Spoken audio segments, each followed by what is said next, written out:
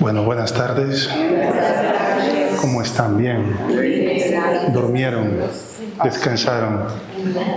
Recuerden el dicho de este fraile, del cardenal Greg, de este fraile agustino: está permitido dormir, pero no roncar. Ustedes duerman lo que quieran, pero no ronquen. Bueno, en el nombre del Padre, del Hijo y del Espíritu Santo. Amén. Te damos gracias, Señor, por este día que ha transcurrido y que está llegando a su final.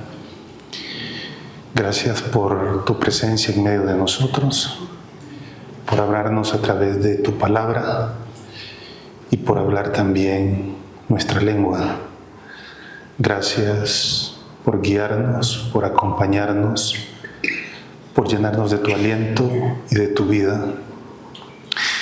Y te pedimos que tu palabra, Señor, sea ese tesoro del que hagamos cotidianamente acopio para vivir, para caminar y para compartir.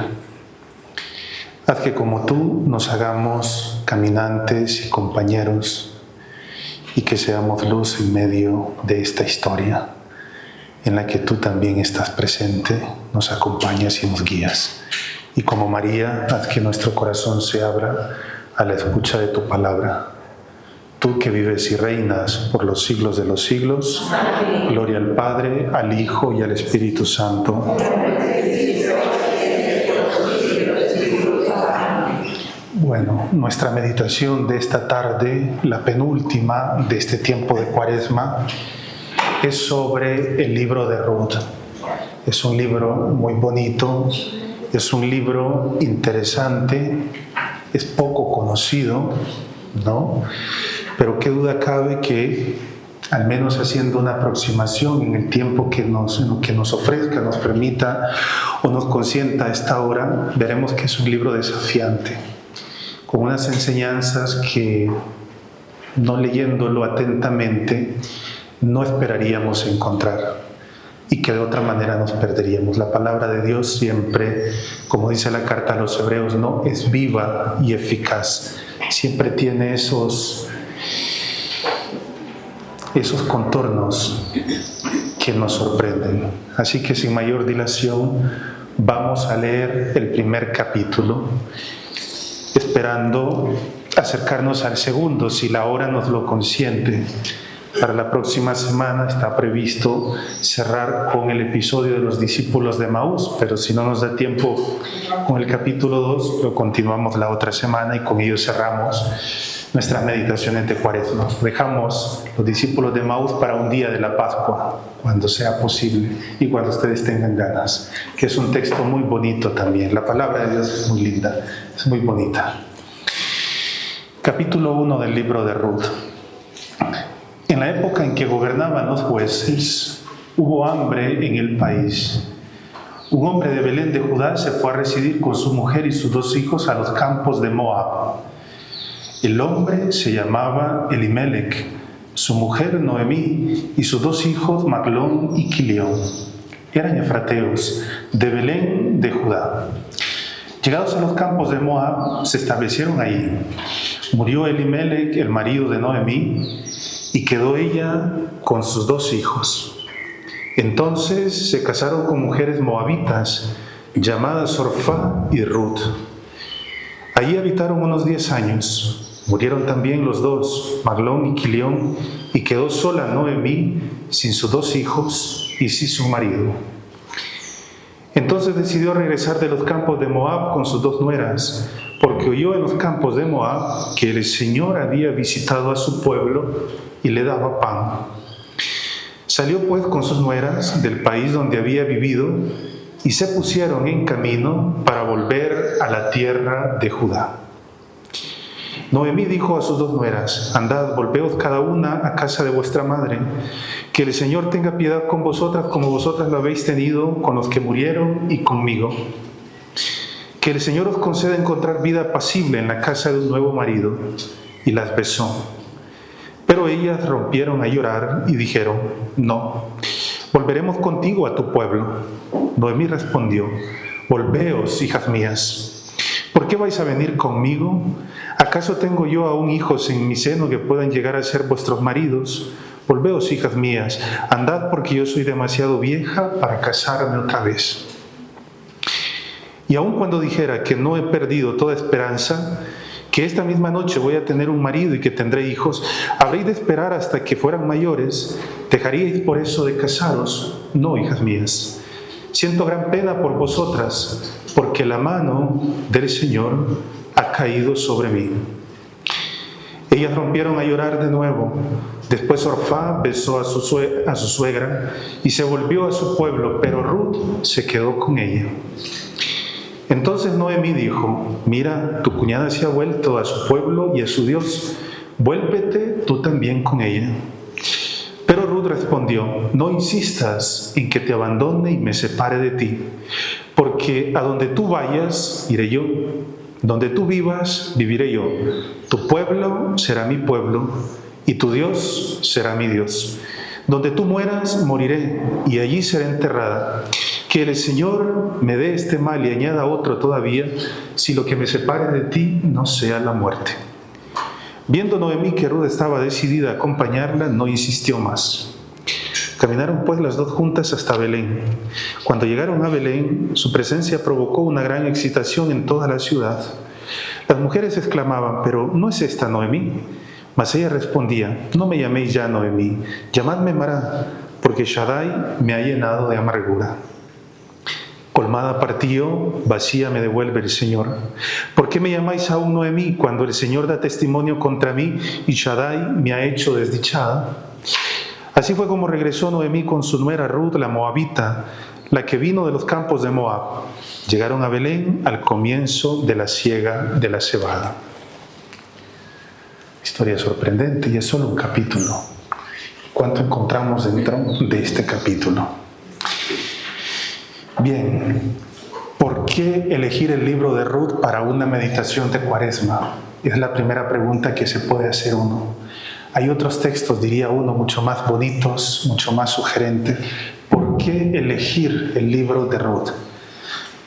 Ante todo, porque hemos visto que al igual que Jonás, al igual que Elías, Ruth también tiene que hacer un camino.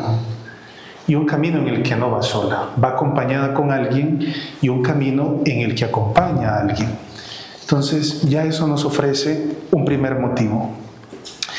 Pero las motivaciones son de sobra justificadas. Si hemos leído completo el libro, o si nos adentramos por primera vez, ya este primer capítulo nos enseña cosas fundamentales que marcarán la historia de todo el relato. Ante todo, tiene como protagonista dos mujeres. Tres. Una desaparece de la escena, Orfá, pero quedan las dos que son las protagonistas de todo el relato. Una mujer que se llama Noemí y la otra que se llama Ruth. Ambas mujeres están marcadas por la necesidad y por la carencia. Una es viuda y sin sus dos hijos, y la otra también es viuda. Es decir, están transidas, están traspasadas por un sufrimiento que supone carencia. No tienen a sus seres queridos. Y por si fuera poco, ambas tienen que vivir como extranjeras. Primero Noemí tiene que dejar su tierra para irse a Moab, y después Ruth, por irse con su suegra, tiene que dejar Moab para irse a vivir a Belén de Judá. Las dos tienen que vivir como extranjeras. Y es muy interesante porque aquí ya se plantea una reflexión. Es la imagen del migrante, del otro, del distinto, del diverso. Yo cuando preparaba esto pensaba normalmente en todo lo que hacemos, no solamente ante el migrante, sino ante una persona con necesidad. Aquellas personas de las que normalmente nosotros pensamos que están necesitadas y que porque están en esa situación simplemente son objeto de, pero nunca sujeto de. Siempre son personas a las que les tenemos que llevar cosas. Tienen que ser objeto de mi beneficencia, de mi asistencia, de mi caridad. Y pensamos muy poco en que puedan ser sujetos, es decir, personas que aún no obstante su situación, por muy marcadas que estén por el dolor, son sujetos de responsabilidades, pueden tomar decisiones. Y esto el libro de Ruth nos lo muestra ya en este primer capítulo, ya lo veremos. Porque no se trata de un texto legislativo, se trata ante todo de un texto narrativo. y es importante la narración. Si no, vayamos a nuestros pueblos. ¿Cómo se explica el origen de nuestros pueblos? A través de narraciones. ¿Cómo se quiere dar razón del sentido, del nombre, de la idiosincrasia? A través de un relato que es ficticio, que nadie se lo cree, mucho menos en estos tiempos, pero que en el fondo trata de justificar un origen, trata de justificar aquí a dimensión etiológica, es decir, ¿por qué este pueblo? ¿Por qué está aquí? ¿Por qué este nombre? Yo cuando era estudiante en Roma, en la librería, siempre iba a la sección de la Segunda Guerra Mundial. Me ha llamado siempre la atención esto, las personas sobrevivientes al Holocausto, sus historias. Y encontraba un libro que se llamaba, un título muy sugestivo, muy sugerente, Raccontarsi per vivere, es decir, relatarse para vivir. Necesitamos contarnos. La Biblia no es otra cosa sino que contarnos a Dios. Desde el principio hasta el final la Biblia es todo un relato, es un relato, son narraciones, son relatos, pasajes, episodios que no hacen otra cosa sino que decirnos, contarnos, narrarnos cómo Dios se manifiesta en esta nuestra historia humana. El libro de Ruth es un relato en el que hay relaciones, hay vínculos familiares, hay amor, hay afectos, hay actos de bondad, hay actos de generosidad, ya lo hemos visto.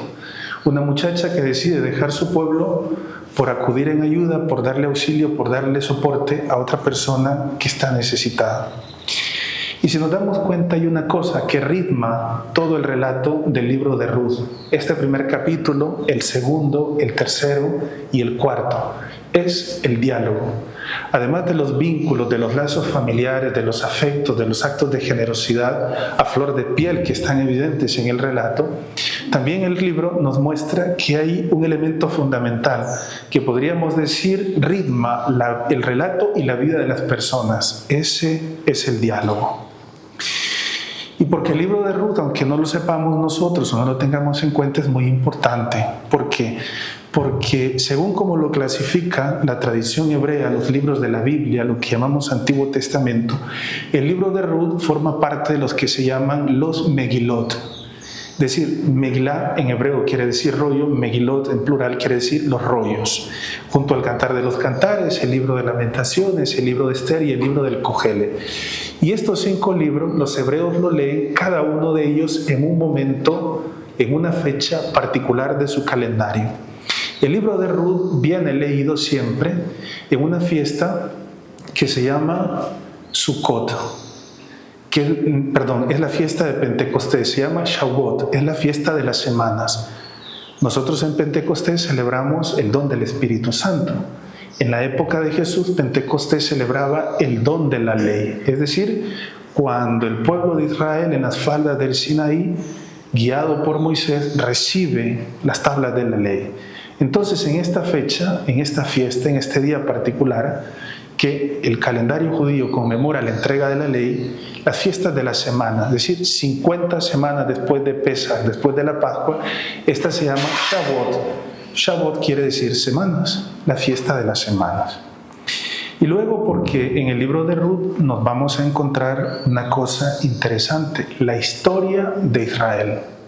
Capítulo 4 concluye con una genealogía. De Ruth y de un señor que Ruth conocerá, que se llama Boz, nace un personaje que se llama Obed. Este será el padre de Jesé, y Jesé, ¿de quién va a ser el padre? De David. Entonces aquí está resumida prácticamente el grueso de la historia de Israel. Y los evangelistas van a emparentar a Jesús con David. De modo que de alguna manera Ruth va a ser uno de los antepasados en el árbol genealógico de Jesús. Esto es interesante. ¿Por qué? Porque cuando leemos el Evangelio de Mateo, la genealogía con la que Mateo abre su relato bíblico para presentar cuáles son los antepasados de Jesús, no aparecen las matriarcas de Israel, las esposas de los patriarcas. No aparece ni Sara, no aparece ni Rebeca, no aparece ni Raquel, no aparece ni Lía. Aparecen unas mujeres. Aparece Tamar, que aparece en el libro del Génesis, aparece en el capítulo 38, un relato donde está Tamar. Aparece Rahab, ¿verdad?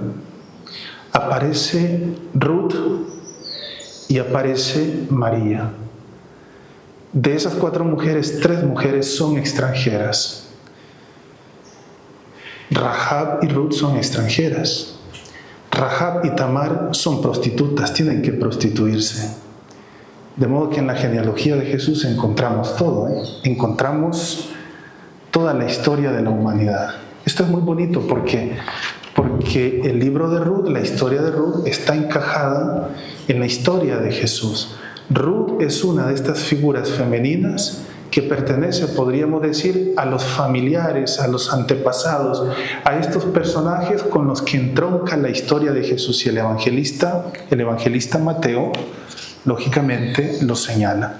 No coloca aquellas mujeres que nosotros esperaríamos, aquellas que son consideradas, tenidas como las grandes fundadoras, digámoslo así, las grandes madres de Israel, sino que pone a mujeres que son de frontera.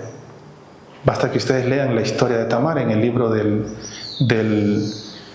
Génesis, para que ustedes vean el comportamiento que ella tiene en relaciones con el propio padre de su esposo. Una cosa que hoy nosotros no admitiríamos. O Rahab, aquella de la cual el libro de Josué da cuenta, cuando los espías mandados por Josué van a la tierra prometida para ver cómo pueden incursionar y tomar posesión de esa tierra.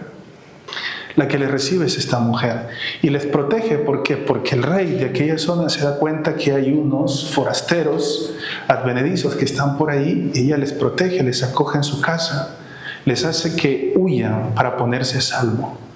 Y es la mujer que reconoce, no obstante siendo extranjera, cananea, digámoslo así, dice: yo sé que el Señor de Israel les ha dado esta tierra.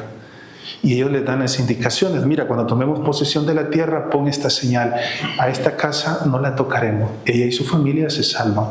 Pero no es una mujer, digámoslo así, moralmente correcta, porque es extranjera, aquello a lo que se dedica la pone en entredicho, y sin embargo aparece en la genealogía de aquellos antepasados de Jesús.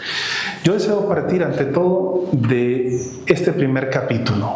Vamos a ver las cosas que salen de este primer capítulo para nuestra meditación de este día viernes. El primer episodio con el que se abre el libro de Ruth nos pone en escena una familia. La familia de un señor que se llama Elimelech, su esposa y los 2 hijos de este matrimonio. Uno se llama Mahlón y el otro se llama Quilión. ¿Y cómo se abre el libro? Pues de una forma desconcertante. El versículo 1. En los días en que juzgaban los jueces, hubo hambre en el país, y un hombre de Belén de Judá se fue a residir con su mujer y sus 2 hijos a los campos de Moab. Este hombre se llamaba Elimelech, su mujer Noemí y sus 2 hijos Mahlón y Quilión. Eran efrateos de Belén de Judá. Llegados a los campos de Moab, se establecieron ahí. ¿Cómo se abre el libro? Con una doble puntualización. Con la carestía, había hambre en la tierra de esta familia, y por tanto esta familia se ve obligada ¿a qué cosa? A dejar la tierra y emigrar a otra tierra para abrirse brecha, es decir, para abrirse nuevas posibilidades, para abrirse un futuro. Y como un matrimonio, como suelen hacer los padres, darle mejores condiciones a sus hijos. Pero interesante, ¿de dónde se parte? Se parte de Belén. En hebreo, Belén está formado por 2 palabras: Bet, casa, y Lejen, que significa pan, la casa del pan. Pero en la casa del pan no hay pan. ¿Qué es lo que hay? Hambre. Falta lo más importante, lo cual obliga a la familia que vive en la casa del pan, pero donde no hay pan, a que se desplacen a otra tierra. Entonces, tercer elemento. ¿Y cuál tierra? Dice: llegados a los campos de Moab, se establecieron ahí. Ese establecerse indica que residen como forasteros, como extranjeros. No tienen ningún derecho. La condición de ellos es de residentes. Van como prestados. No es su tierra, no es su patria. Pero es curioso porque nos dice que van a una tierra que en la Torá, que en la Sagrada Escritura es completamente enemiga del pueblo de Israel, es Moab. Es una de las ciudades enemigas del pueblo de Israel. Basta que leamos lo que aparece en el capítulo 21 o en el capítulo 22 del libro de los Números, donde se encuentra aquel famoso personaje Balaam, ¿no?, a quien los reyes de Moab le piden que maldiga a Israel porque está cruzando a través de sus territorios, cuando ya Israel está cada vez más cerca de la tierra prometida. O en el capítulo 23 del libro del Deuteronomio, que es determinante, el moabita dice, el amonita no entrará en la comunidad del Señor, ninguno de sus descendientes, ni siquiera la 10ª generación. Para que ustedes se hagan una idea, lo que significaba decir Moab era prácticamente una ofensa, era una tierra completamente hostil. Rotundo el texto, cómo se abre. Imagínense 2 versículos y toda la información que nos ofrece. La cifra de esta familia es la migración, es la carestía y en cierta medida la desgracia, porque no van a una tierra cualquiera, van a una tierra enemiga de su patria. Pero curioso, ¿por qué?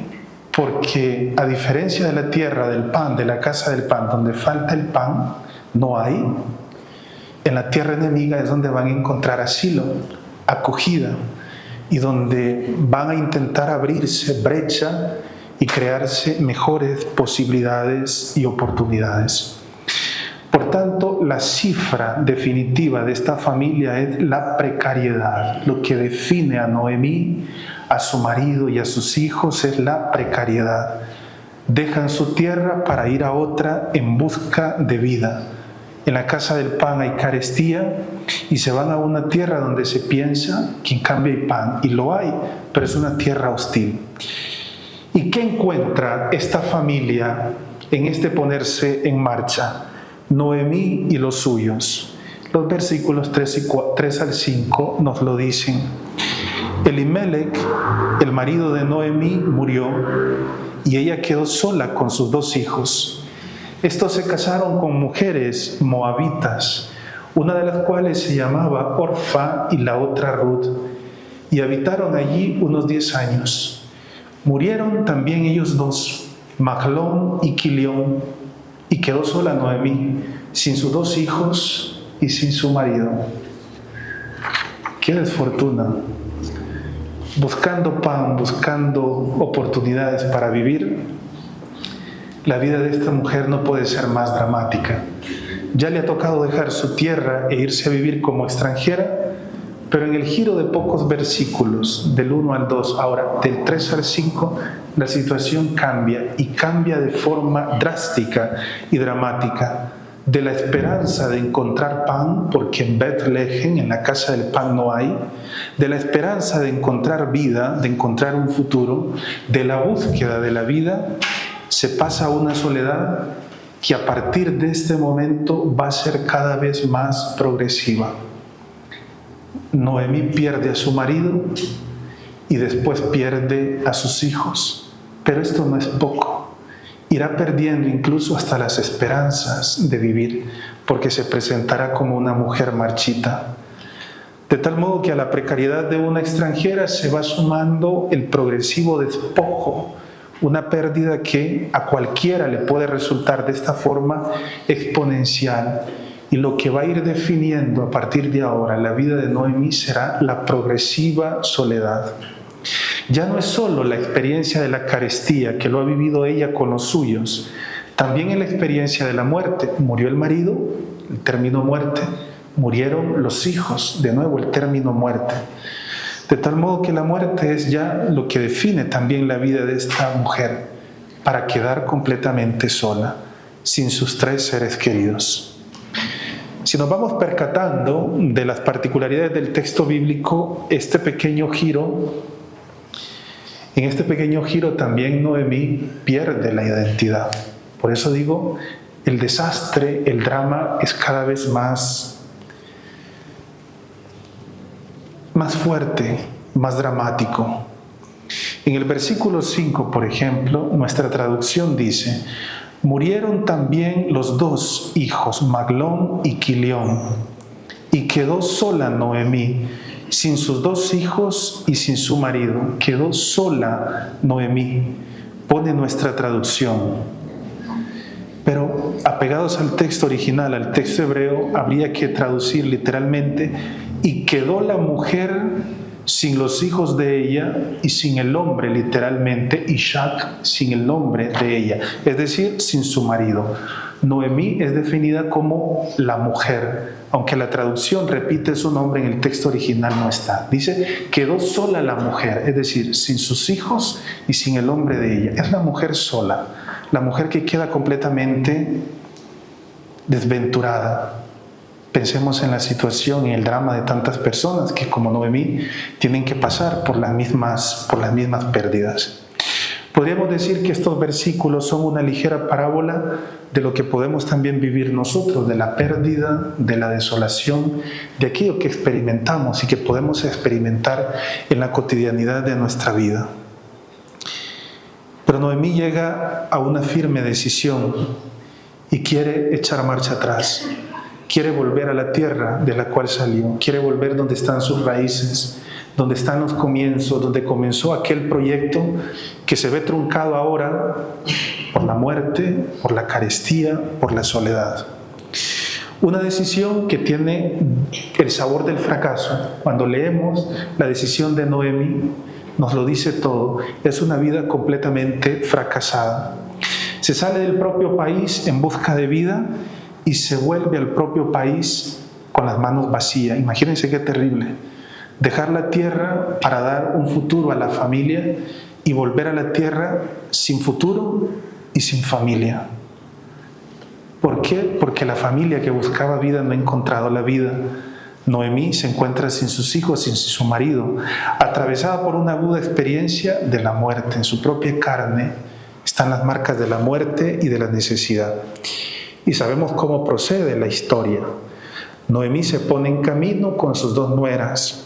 Los versículos 11 al 13 nos dice cómo las llama a ellas, les exhorta, les invita, les desea lo mejor, que Dios tenga misericordia de ellas. Y las palabras son una declaración de Noemí a sus 2 nueras de que no existe esperanza para ella. Ella es una mujer seca, es incapaz de transmitir la vida. Versículo 11.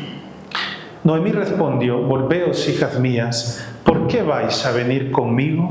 ¿Acaso tengo yo aún hijos en mi seno que puedan ser vuestros maridos? Versículo 12, volveos, hijas mías, andad, porque yo soy demasiado vieja. Está diciendo, he llegado a un ciclo final.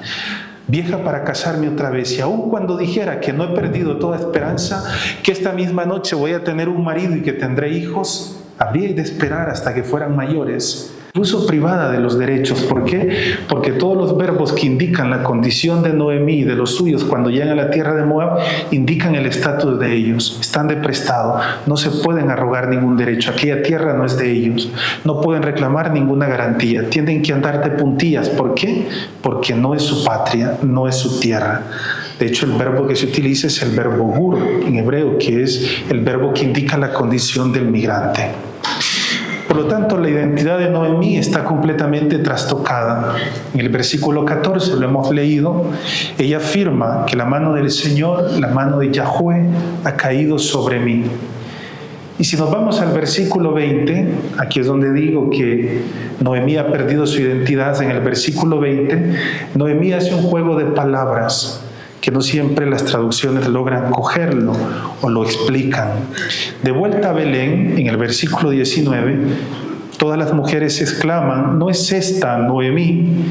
En el versículo 20, Noemí responde a ese asombro que se despierta en las mujeres. Dice, mas ella respondió, no me llaméis ya Noemí, llamadme Mará, porque Shaddai me ha llenado de amargura.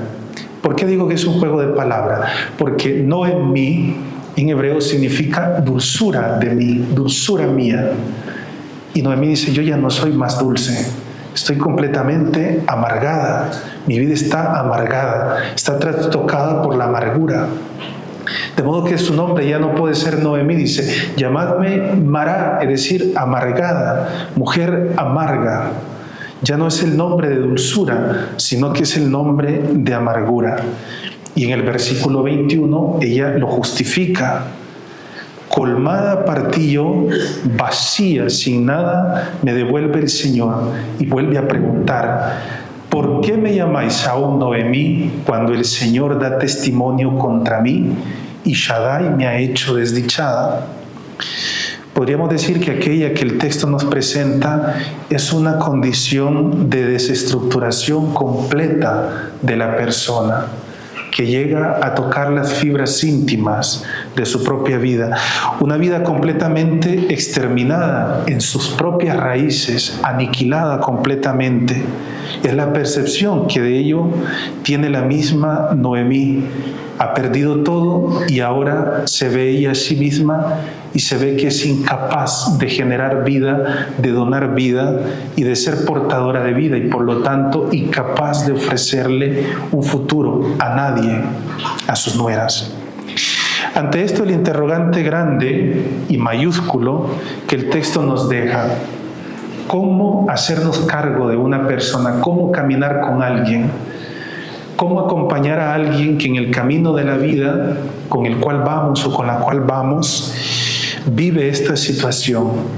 ¿Qué haríamos nosotros cuando nos percatamos de que un hermano o una hermana, un familiar, alguien que es nuestro compañero, nuestra compañera de camino, vive en esta situación?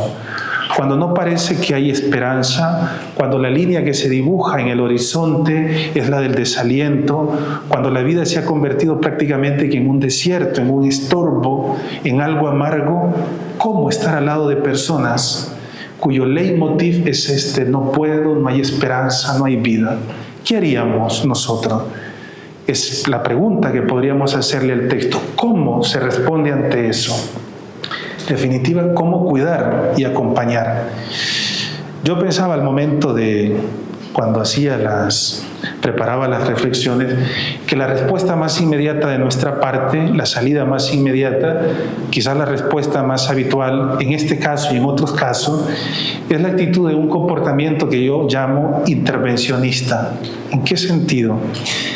Llegamos a la vida del otro, nos acercamos al otro llevando cosas, en un intento vicario, quizás de buena voluntad, con el deseo de ayudar, pero queremos sustituir al otro. Quítate porque ahora tú no puedes hacer nada, lo hago yo por ti.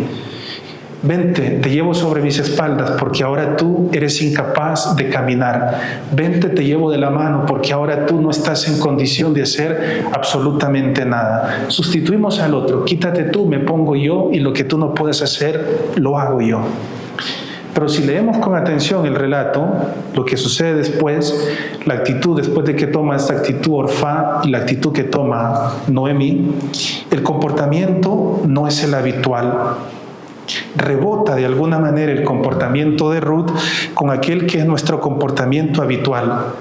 Frente a una crisis de desesperanza, frente a un momento de crisis existencial, Ruth no actúa como actuaríamos nosotros. La estrategia de Ruth es completamente distinta, es innovadora, es poco habitual, es escasa y por lo mismo es original. Nos asombramos porque es una opción, una alternativa que yo llamaría contracorriente. ¿Por qué? Porque es distinto a aquel que es el comportamiento convencional y habitual. Ruth no sale simplemente al paso de una situación, no busca sublimar la situación. Es un proceder contracorriente, completamente particular, la manera en que Ruth decide acompañar, caminar junto a otro, ayudar junto a otro, comenzando por el hecho de que confronta a ella la situación trágica y desesperanzada, sin ninguna evasiva. La aborda aquella situación en su densidad, pero con un sano realismo, sin evasivas, pero con un sano realismo. En el versículo 16, siempre el capítulo 1, el relato nos cuenta que Noemí invita a sus nueras a que se vayan y a que se marchen. Pero Ruth replica, al final Ruth determinante dice, no insistas en que te abandone y me separe de ti, porque a donde tú vayas, iré yo. Donde tú vivas, donde tú residas, dice literalmente, residiré yo. Tu pueblo será mi pueblo y tu Dios será mi Dios.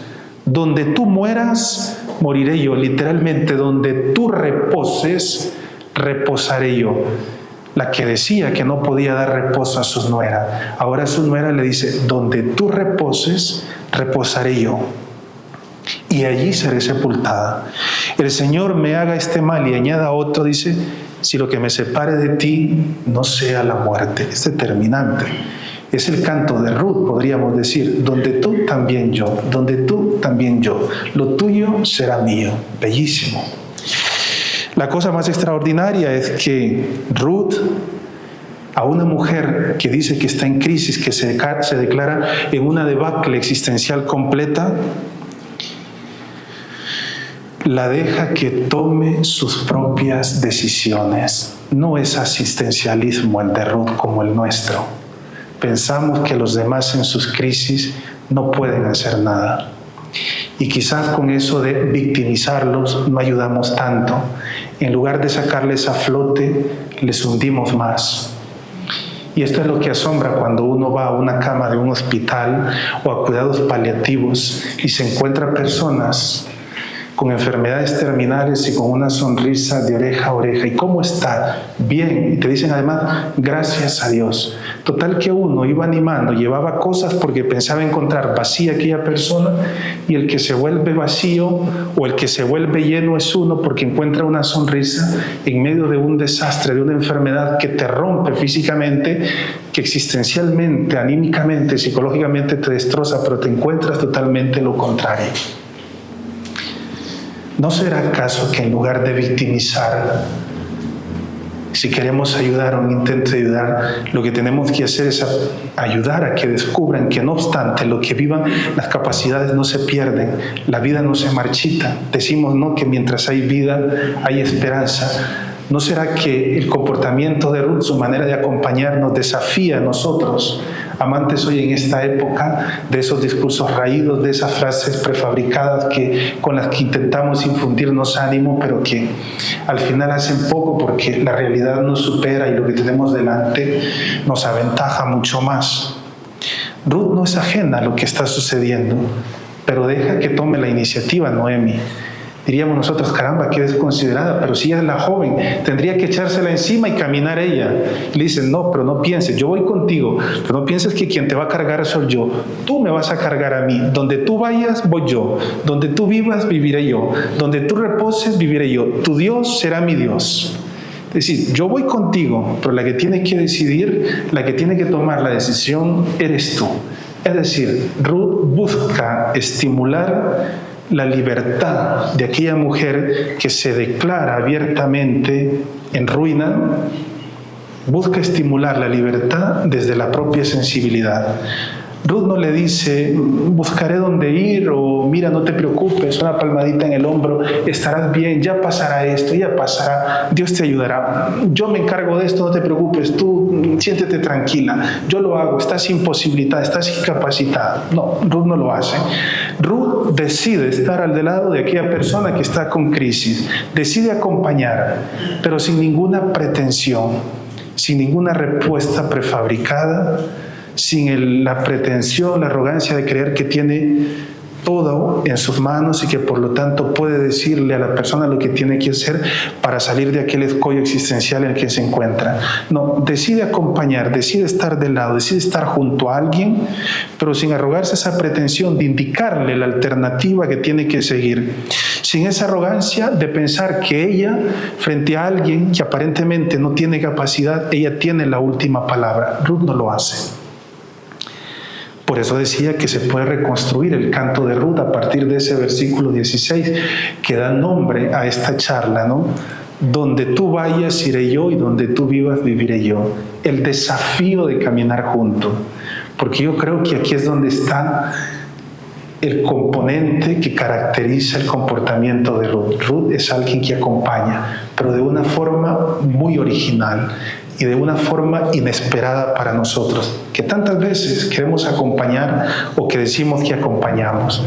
No es conformismo, no es desidia, no es porque sea una joven y bueno, lo que caracteriza a un joven es la desidia o el yo que perdismo. No.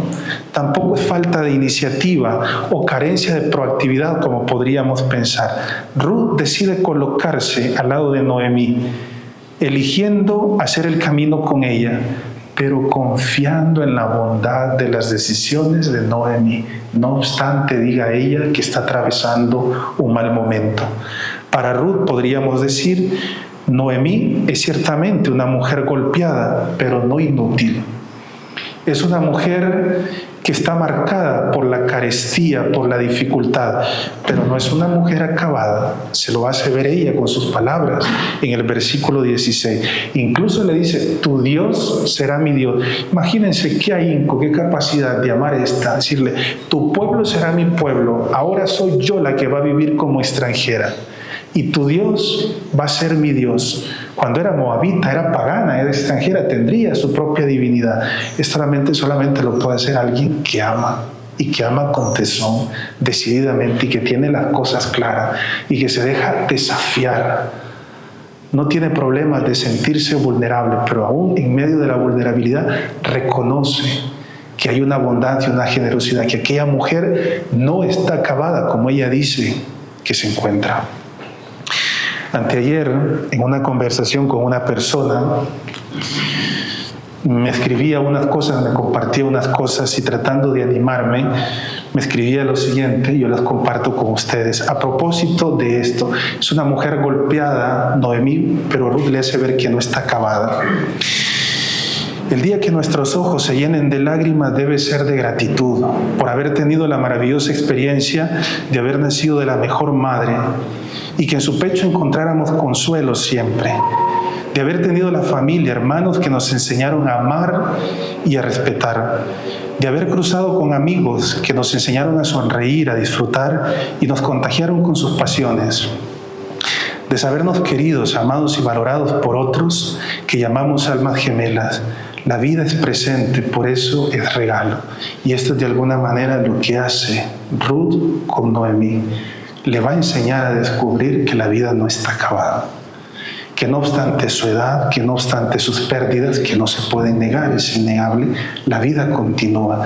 Y el horizonte de la esperanza está allí, aunque las lágrimas, aunque la amargura, aunque el vacío nos hagan ver totalmente lo contrario. Por eso el capítulo 2, después el capítulo 3 y el capítulo 4, esta historia no va a aparecer como aparece ahora en el capítulo 1. Vista así, la de Ruth es una forma de acompañar completamente grandiosa y original y bíblica además. Lo que nosotros no hacemos lo hace Ruth con su suegra. ¿Por qué? Porque Ruth da confianza a una mujer completamente golpeada, aquejada por el dolor y abatida por el desastre de la desilusión. Noemí es una persona sin ningún rescoldo de esperanza, ella misma lo ha declarado. Pero Ruth confía en la capacidad que ella tiene, en las bondades de sus elecciones.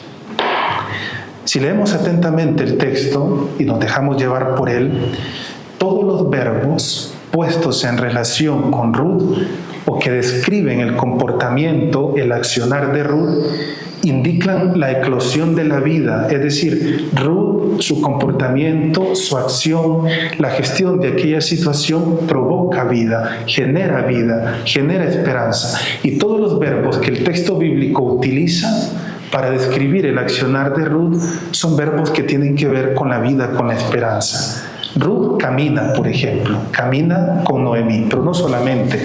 Siguiendo a la letra, el texto hebreo dice, donde tú te reposes, me reposaré yo. hablando justamente aquello que también era el ansia, el deseo, el anhelo de Israel. Caminar y reposar son dos verbos que indican los extremos de la vida, que marcan de alguna manera, ritman de alguna manera la vida. Y luego también la pertenencia a un pueblo. Lo que Ruth dice al respecto de esto es simplemente extraordinario. Elige hacerse extranjera con tal de acompañar, perder los derechos, irse a una tierra en la que no puede reclamar derechos, a un país que no conoce, a un mundo, abrirse a un mundo completamente inusitado, con realidades completamente insospechadas, de las que ella no tiene ningún conocimiento. Y dice, tu pueblo va a ser mi pueblo. Y esta es una gran verdad, me parece a mí, en las relaciones de cada uno. Cuando cada uno de nosotros se acerca al otro, se arrima a alguien, a un hermano o a alguna hermana, para cuidar y acompañar en la circunstancia que sea, somos como extranjeros. Tenemos que pensar que el otro es tierra sagrada y ante el otro tenemos que descalzarnos, quitarnos las sandalias. No tenemos que ir nunca con la pretensión de tener la última palabra o la clave o la interpretación o la respuesta definitiva. Este ser extranjero indica la distancia, es decir, el respeto, la medida que en cualquier modo es la acogida de la diversidad recíproca. Estar, podríamos decir, con pie de plomo, como se dice en mi pueblo, en el otro, en la vida del otro, ¿no? Sin ninguna arrogancia, de puntillas, sin ninguna pretensión. Cuando Ruth dice, y tu Dios será mi Dios, debemos estar un poco atentos. Algunas interpretaciones, algunos comentaristas que yo he podido consultar, dan por sentado que esta frase está diciendo que Ruth se convierte, deja de ser de la religión de los moabitas y se convierte al Dios de Israel. No está dicho, el texto no lo dice abiertamente. Quizás por lo que viene después y la forma en que Ruth se comporta, podríamos inferir que es así. Pero hay una cosa interesante, desde este capítulo 1 hasta el final, Ruth no va a ser llamada la israelita, Ruth va a seguir siendo llamada la moabita, es decir, la extranjera. Hay algo que estigmatiza, que caracteriza, que define su vida, y eso va a ser su ser extranjero. Acompañará permaneciendo en aquello que ella es, pero acogerá seguramente la vida del Dios de Israel. ¿Por qué? Porque a través de ella Dios se va a servir para sacar adelante un gran personaje. Ruth es la bisabuela del rey David. Es una extranjera y es una pagana además. De nuevo, la historia de Jonás, la historia de Elías, la historia de Ruth nos enseña una cosa interesante, ¿no? Que normalmente de las personas que habitualmente prescindimos o que pensamos que no nos van a enseñar nada o que están lejos de Dios o que en fin no se enteran de las cosas, cuidado, son las que al final nos acaban dando la lección de vida. A la luz de la historia de Ruth y de su suegra, cuidar y acompañar es una cosa muy distinta de lo que nosotros hacemos normalmente. Ante todo, significa confrontarse con la realidad y afrontarla. Lo que nosotros no hacemos, queremos tapar el sol con un dedo, hacer de cuenta y caso que no hay nada, o hacer que la persona evada, o nosotros mismos cuando nos pasa, evadirlo, sublimarlo, desentendiéndonos completamente, haciéndonos creer que aquí no pasa nada, cuando en realidad está sucediendo algo grueso, grave, dramático. Significa también acercarse al otro. Ruth no es una supermujer, es una mujer humana, un ser humano como nosotros, que toma la iniciativa de permanecer al lado de alguien que está sufriendo.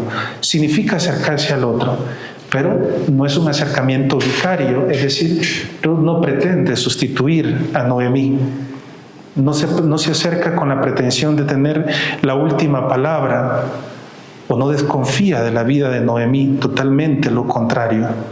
A la luz de Ruth, de su historia, de sus gestos, cuidar y acompañar no es subestimar al otro en su propio itinerario, pensando que uno tiene la mejor alternativa. Acompañar es estar al lado del otro en todas sus elecciones. Incluso caminar un tramo equivocado del camino con el otro. Es lo que hará Ruth. Noemí no puede ver más allá. tiene razón, lo que ha vivido no es fácil, pero Ruth va a decidir hacer ese camino. Aunque ella está segura de que hay posibilidades, no la puede convencer ahora, pero hará ese camino. Aunque esté equivocada, aunque esté plantada en sus 40, pero no importa, hará ese camino. A veces acompañar supone hacer un tramo de camino, del camino equivocado que están haciendo los otros, los hermanos, las hermanas. La confianza que Ruth da a Noemí, de cualquier modo, será algo que va a provocar en Noemí que poco a poco vaya recuperando las ganas de vivir, la esperanza, el anhelo y las ilusiones, y que finalmente Noemí se encuentre con la vida, aquello que para ella no tenía ninguna posibilidad de ser. Después de lo que había perdido y después de encontrarse como se encontraba, no avisoraba un futuro más que el fracaso. Pero el comportamiento de Ruth la va a ir abriendo a ese nuevo horizonte, insospechado por ahora, pero ya el capítulo 2 nos va a dar cuenta de ello. El relato nos lo va a mostrar más adelante, a partir del capítulo 2. Pero antes, hay un elemento particular que el texto nos consigna y que vale la pena subrayar y que lo tengamos en cuenta. En el versículo 21, el texto nos dice que Noemí está vacía y lo repetirá sucesivamente, en línea sucesiva, cuando tenga que hacer una síntesis de su propia vida. Según hemos leído, las palabras propias de Noemí: colmada, llena, rebosante, partí yo, vacía, sin nada, despojada, me devuelve el Señor. Queriendo decir con esto que no tiene absolutamente nada que ofrecer. Razón suficiente para estar sola y para despedir a su nuera, a Orfá y a Ruth. Es la certeza de quien no tiene nada que ofrecer, quien se encuentra en una crisis, no está facultado para compartir, no se siente en condición para estar dentro de un tejido de relaciones, porque simplemente siente que no tiene nada que ofrecer, no tiene ninguna garantía y por lo tanto el crear relaciones humanas es simplemente un absurdo en el que no se puede pensar. Ruth lo sabe muy bien, pero aún así decide estar del lado de esta persona, porque su comportamiento dirá que para ella hay todavía esperanza, aunque según ella no tenga nada que ofrecer. De modo que estar al lado de quien no tiene nada que dar no es algo que se pueda dar fácilmente por descontado, porque normalmente nuestras relaciones a veces son calculadoras. Damos a cambio de recibir, me junto con quien me convenga y me ofrezca garantía. Entonces no es algo que demos por descontado. Allí también la originalidad del comportamiento de Ruth. Decide estar de lado, hacerse de lado, caminar con alguien que dice que no tiene nada que ofrecerle. A ella personalmente no tiene ninguna garantía que ofrecerle. No hay nada en el comportamiento de Ruth que nos haga presumir la obediencia a una instancia ética. Debo, tengo, es necesario, no. Lo que motiva el comportamiento de Ruth no es una instancia ética, no parece serlo. Es simplemente el afecto, el amor, el aprecio que tiene hacia la madre de su esposo, es decir, hacia su suegra. El afecto que tiene un rostro concreto. Es simplemente eso lo que nos mueve a estar del lado de alguien que dice que no tiene esperanza y que no puede ofrecer absolutamente nada. En Ruth no existe el tengo que, el debo que, el es necesario. No, existe simplemente el amar. Voy contigo y está. No por lo que me des. Voy por ti, voy contigo porque te amo. Tu Dios será mi Dios porque te amo. Tu pueblo será mi pueblo porque te amo. Donde tú vayas, iré yo. Donde tú vivas, viviré yo simplemente porque te amo. No existe ese imperativo ético, no existe. En este sentido es interesante y también bello. A este propósito, otra particularidad del texto, en el versículo 18, el texto bíblico nos dice que Noemí no insiste más. Dice, viendo Noemí que Ruth estaba decidida a acompañarla, no insistió más. Y aquí hay un silencio. Siempre que Noemí decía algo era como un ping-pong, Ruth respondía, pero aquí Ruth no responde absolutamente nada. Este silencio de Ruth y de Noemí provoca mucha perplejidad a los que comentan este relato, ¿Por qué dices, si hasta ahora estamos en un ping-pong, porque aquí ya cesa el diálogo? Porque no hay ninguna palabra, no rebota ninguna palabra, ninguna pronuncia una palabra, sino que deciden caminar. Pero no es un silencio extraño, sino más bien llamativo y sorprendente, que se convierte en un llamado de atención, podríamos decir, en una instancia crítica. Porque en el cuidado de las personas no importa las muchas palabras que gastemos o lo bonito que hablemos cuando cuidamos a alguien, cuando caminamos con alguien. Lo que importa es simplemente estar, nada más. Las palabras sobran, no hacen falta. A veces es solo suficiente o es suficiente la presencia, es estar ahí. Es hacer sentir al otro, a la otra, que no está solo. Por eso este silencio es llamativo, pero es crítico también. A nosotros, sobre todo, que gastamos muchas palabras o que queremos preparar las frases más bellas para acompañar al otro, es innecesario, no es necesario, no hay necesidad, basta estar, ya está.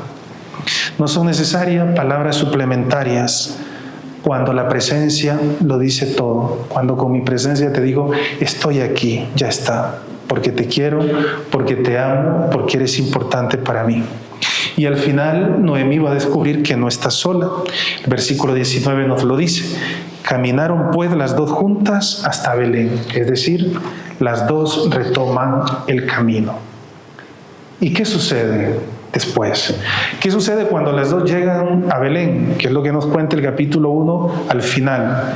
Observando bien y leyendo atentamente bien, yo me he percatado al final, después de haber leído varias veces el libro, pero cuando preparaba las meditaciones, observando bien y leyendo bien atentamente el texto, que es desafiante, la Sagrada Escritura, el texto bíblico ofrece una imagen bellísima, como todas las que nos ha ofrecido hasta ahora.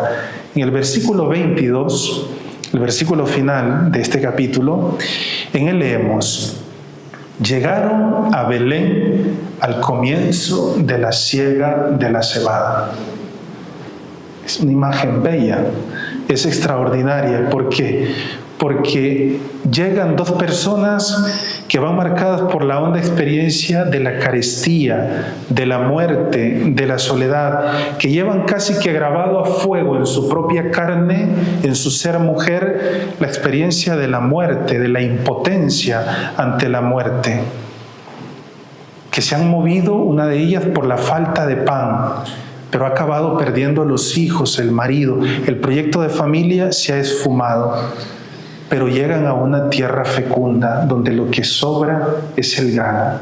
Y aquí entonces nos dice que el horizonte que se dibuja en esta historia no es la muerte ni la desilusión, aunque las pruebas de la vida hagan pensar eso. Se desdibuja el horizonte de la esperanza. Y por eso ha valido la pena que Ruth hiciera las opciones y tomara las elecciones que ha tomado hasta ahora, que le costarán a ella abandonar su tierra, abandonar su familia, porque la tendría. Y dice, volved a la tierra vuestra madre, porque la tendría. Pero ha valido la pena por eso. ¿Por qué? Porque mientras hay vida, hay esperanza. Mientras estemos sentados, no lo descubriremos. Con llorar no solucionaremos nada. Es el efecto que viene, se entiende, somos humanos, pero la vida continúa, aún con todas las pérdidas que puedan grabarnos a fuego en el corazón, en la vida, en la existencia, el dolor. Fecunda, al comienzo, no a la mitad, no al final, al comienzo de la siega de la cebada, es decir, cuando se recoge el grano para preparar alimentos, entre otras cosas, el pan. Es ya un contraste inmerso entre una mujer vacía y seca como Noemí, que dice de ella que está vacía, que no tiene esperanza, que está seca, que no puede portar la vida, con una tierra que alboroza de fecundidad, en la que sobra el grano. ¿Y a quién viene dado este grano, este fruto? A quien sabe recogerlo. ¿Y cómo hacerse cargo para recoger este grano? Simplemente hay que tender la mano. Noemí va a ser incapaz de momento, pero alguien se va a hacer puente entre ese alimento que hay y esa necesidad que hay que sufragar. ¿Y cuál es esa mano? La mano de Ruth, porque el segundo capítulo nos va a desafiar todavía más. Noemí seguirá sumida, mientras tanto, en una actitud de absoluta pasividad. Es lo que acontece en una vida completamente desolada, donde se presenta la crisis. La persona no cuenta ni siquiera con las fuerzas para extender la mano, para tomar aquello que gratuitamente le viene donado, el grano, es decir, el don que Dios proporciona, que pone ante ella a su disposición. Noemí no va a hacer nada de momento, está completamente inactiva, estará completamente inoperante respecto a eso que acontece, pero la realidad le está diciendo que hay esperanza. Ella dice que está seca, la tierra le dice que hay vida, que hay esperanza, que hay un futuro. Sin embargo, de momento ella no tiene iniciativa respecto a este grano que está listo para ser recolectado. De nuevo la pregunta, ¿y cómo seguir acompañando? ¿Cómo seguir estando cerca de alguien que continúa completamente sumergido en la crisis, en la desolación, que no es capaz ni siquiera de gozar de aquel don que alborozadamente Dios ofrece y pone por delante? Y esto nos lo consigna el capítulo segundo, que a mi modo de ver lo veremos, o sobre el cual meditaremos la próxima semana. Gloria al Padre, al Hijo y al Espíritu Santo.